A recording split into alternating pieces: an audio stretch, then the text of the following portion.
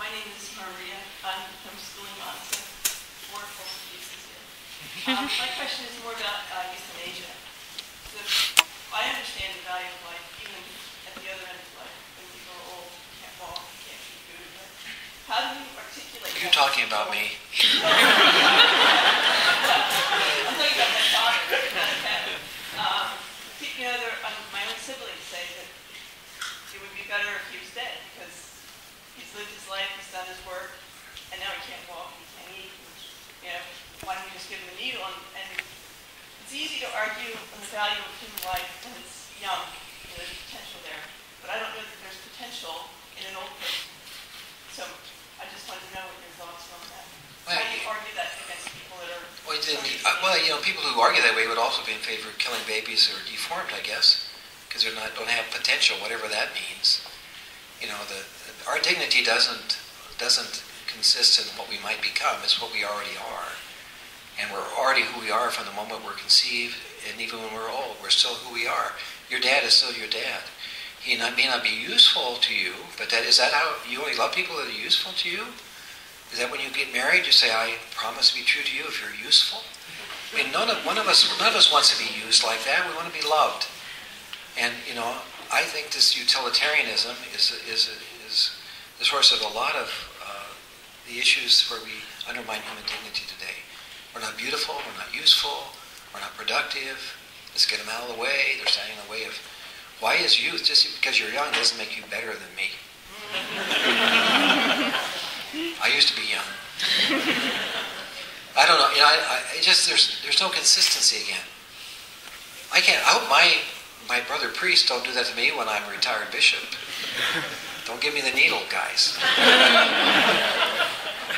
Are we done? I think just one more question. One more question, okay. Your Excellency, I'm a formerly young person too. Wife, mother, and grandmother. So I come from a little bit different perspective, having been in a few different parishes. When you were mentioning the Democratic Party changing because the politicians didn't want to offend their constituents.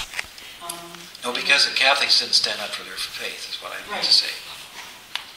And as far as doctors taking a chance, trying to be good Catholics and still stay in practice, I realize that that's difficult.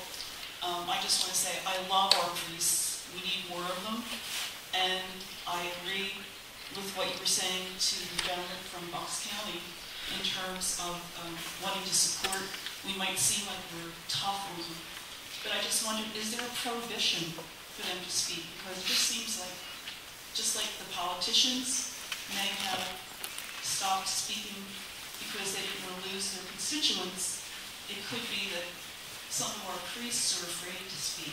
And it's not that they speak infrequently, but they don't speak at all about contraception or abortion. As you can tell from my voice, this isn't easy to say, because I don't want to be critical, but I just think that they need to know that not only is it okay, that they need to. Well, I don't know. I've just been here 2 months, but I don't think there's ever been a prohibition about speaking about pro-life and about abortion in this archdiocese. That would be hard for me to imagine, considering the leadership of the church here through the decades. I don't know that I'm not saying that there is. I'm just saying maybe they feel like there's so many of their parishioners are liberal and have come to accept what so many Americans have, that maybe they need to just be kind of cheerleaded into something like that. Well, we have to be courageous and risk losing our popularity because priests only have one constituent, and that's Jesus Christ. And if we're not faithful to his teaching, then we've lost the war. Good. I hope that they will hear that from you. So I'm sure they will, and I think a lot of them are more courageous than people give credit for. But there is pressure. I mean, how many times do priests talk about contraception? Because what is it they say? More than 90% of our Catholic people are contracepting. But, we talk about a lack of charity, and more than 90% of our people are uncharitable. So I don't know why we can't talk about those other things too. Thank you. Thank you. Okay, Charles, you have a great name, and you did a great job. I'm grateful for the opportunity. Thank you.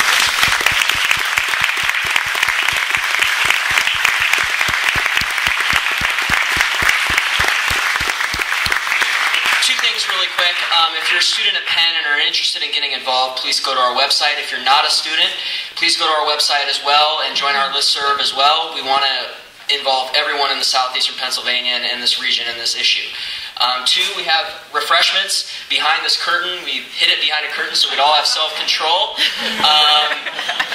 So feel free to join in refreshments afterwards. And three, can we all give one more round of applause?